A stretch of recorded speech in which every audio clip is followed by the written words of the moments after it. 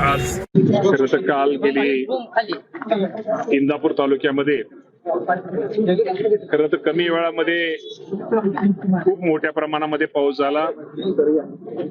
पाऊस शेटपळगडे जे गाव आहे त्यामध्ये एका दिवसामध्ये 156 मिलीमीटर साधारणतः 6 इंचापेक्षा सुद्धा पाऊस जास्त झाल्यामुळं आणि तिथं ओढ्यात पाणी न बसल्यामुळं वरच्या भागातलं पाणी खाली तिकडं मदनवाडी तलावातून तिकडे खाली उजनी डॅम कडे जाताना तिथं जे डाळज नंबर वगैरे आहे तिथे सगळे पूल वगैरे तिथं वाहून आणि शेतीचं खूप मोठ्या प्रमाणात नुकसान झालं.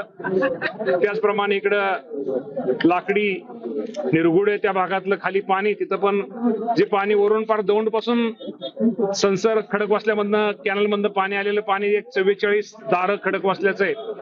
44 जो फाटा खडकवासल्याचा त्या पाण्याच्या तिथं ते फुटून ते पाणी खाली सगळ्या मोठ्या प्रमाणामध्ये लाकडी निरगुड हेतनं पाणी ते आज इथं आपण जिथं उभा राहिलो त्या संसरमध्ये खूप मोठ्या प्रमाणामध्ये पाणी आलेले आणि ते पाणी आल्यामुळे पाणी न बसल्यामुळे अनेक घरामध्ये ते पाणी गेलेलं आहे. शेतीचं खूप मोठ्या प्रमाणात नुकसान झालेलं आहे. ड्रीप वाहून गेलेलं आहे. घरामध्ये पाणी गेल्यामुळं निश्चित प्रकारे इथल्या ग्रामस्थांनी इथले सरपंच इथले सगळे आजी माजी पदाधिकाऱ्यांनी इथं त्यांची वेगळ्या प्रकारची सोय इथं शाळेमध्ये सगळ्यांची केली. ज्यांची घरं पाण्यामध्ये त्यांची सोय प्रशासनाने आमच्या इथले प्रांतसाहेब असतील तहसीलदार BDO सगळ्यांनीच इथं त्यांची सोय केलेली आहे. निश्चित प्रकारे हे नुकसान शेवटी आपल्या सगळ्यांना माहिती आहे की हे निसर्गाचं संकट आहे आणि हवामान बदल होत असल्यामुळे पाऊस पडतोय पण पाऊस एका दिवशी जास्त पडतोय. त्यामुळं पाणी पूर्वीचे जे आपण पाहतो की ओढे वगैरे तिथं थोडं नाही म्हटलं तर थोड्याच प्रमाणामध्ये ओढ्याचं जी खोली किंवा जे बाकीचं हे करणं निश्चित प्रकारे भविष्यामध्ये गरजेचं आहे. आताच मी प्रांतसाहेब तहसीलदार साहेब यांना BDOनं सूचना दिली की ताबडतोब भविष्यामध्ये पाणी त्याचं ओढं जे आहे त्याचं ओढ्याचं खोलीकरण जर झालं तर निश्चित प्रकारे पुढे भविष्यामध्ये इथले ग्रामस्थ आहेत इथले गरीब आहेत शक्यतो हा मजूर वर्ग आहे यांच्या घरामध्ये पाणी जाणार नाही.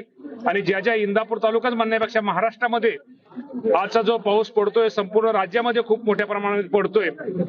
त्यामध्ये जिथं आणि महाराष्ट्राचा जर विचार करायचा झाला तर साधारणतः 29 जिल्ह्यामध्ये खूप मोठ्या प्रमाणामध्ये नुकसान हे संपूर्ण राज्यामध्ये झालेलं आहे. साधारणतः 41,57,000 एकर क्षेत्राचं पिकाचं नुकसान हे संपूर्ण राज्यामध्ये खूप मोठ्या प्रमाणामध्ये झालेलं आहे. आणि जिथं नुकसान झालेलं आहे आणि पावसामुळे मनुष्यहानी असू द्या किंवा घराची पडझड असू द्या किंवा आमचे पशुधन असेल त्याचं आमचे जनावरे काय वाहून गेले त्या सगळ्यांचे पंचनामे करण्याचे आदेश या राज्याचे मुख्यमंत्री दोन्ही उपमुख्यमंत्री आणि या सर्वांनी दिलेले. त्यामुळे निश्चित प्रकारे मी आपल्या माध्यमातून संपूर्ण राज्यातील सर्वांना एक सूचित करतो की ज्यांचं नुकसान झालंय त्या सर्वांचं पंचनामे करण्याचे सूचना ह्या दिलेल्या आहेत. आणि निश्चित प्रकारे हे पंचनाम्याचं कामकाज लवकरच पूर्ण होईल आणि पंचनामे झाल्यानंतर निश्चित प्रकारे प्रत्येकाला योग्य प्रमाणामध्ये भरपाई ही शासनाच्या वतीने दिली जाईल.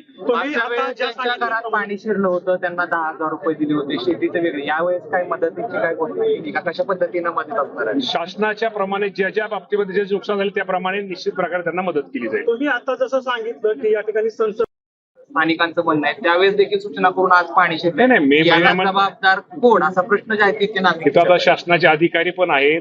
त्यानंतर पाऊस हा सारखा पडत गेलेला आहे त्यामुळे ओढा आपल्या सगळ्यांना माहिती आहे की ओढा खोलीकरणाचं काम किंवा रुंदीकरणाचं काम हे आपल्याला साधारणतः दिवाळीनंतर घ्यावं लागतं. आणि साधारणतः आता हे सगळे अधिकारी इथं हजर आहेत.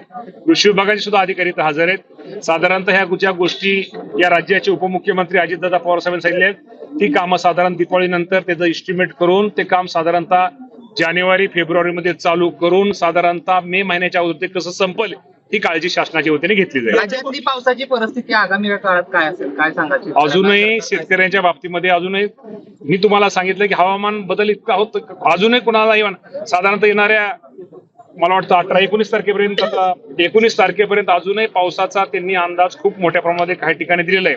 आणि ही गोष्ट खरी आहे.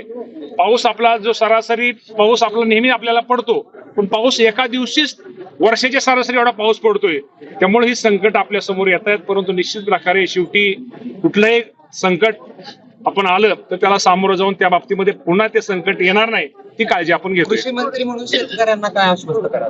कृषी मंत्री म्हणून शासन एकच आश्वासित करेल की कृषी विभागाच्या वतीनं महसूल विभागाच्या वतीनं ज्या माझ्या शेतकरी बांधवांचं नुकसान झालेलं आहे, शेतीचं नुकसान झालेलं आहे, शेतीचं माती वाहून गेलेली आहे किंवा त्यांच्या दारात असणारी गुरं असतील, जनावर आपले पशुधन असेल जे काय वाहून गेले त्या सर्वांचे पंचनामे करून माझ्या शेतकरी राजाला निश्चित प्रकारे जी शासनाच्या वतीने नुकसान भरपाई दिली शासनाला ती नुकसान भरपाई दिली जाईल. मामा, हा इंदापूर ग्रामीण मधला प्रश्न झाला, पण इंदापूर शहरामध्ये टापी बिल्डिंग असेल किंवा इंदापूर बस स्थानकातील व्यापारी गाळे असतील म्हणून आवाहन करतो व्यापारी बना. सोसायटीचा विषय केला. तुम्हाला माहिती आहे की आपण पाठीमागं तर उलट ती सोसायटी पाण्यामध्ये होती. आपण तिथे ड्रेनेजची व्यवस्था करण्याचा प्रयत्न तिथं केलेला आहे, जेणेकरून पाणी राहू नये. किंवा आता ह्या पावसाने आपल्याला शिकवलंय, ह्या पावसाने काय करणं गरजेचं आहे त्या बाबतीमध्ये निश्चित प्रकारे आपण त्या गोष्टी आपण भविष्यामध्ये त्या बाबतीत कारवाई केली जाईल. शेतकरी सरकार शेतकऱ्यांच्या पाठीमागे उभा राहत नाही म्हणून आज नाशिकमध्ये राष्ट्रवादी काँग्रेस शरदचंद्र पक्षाचा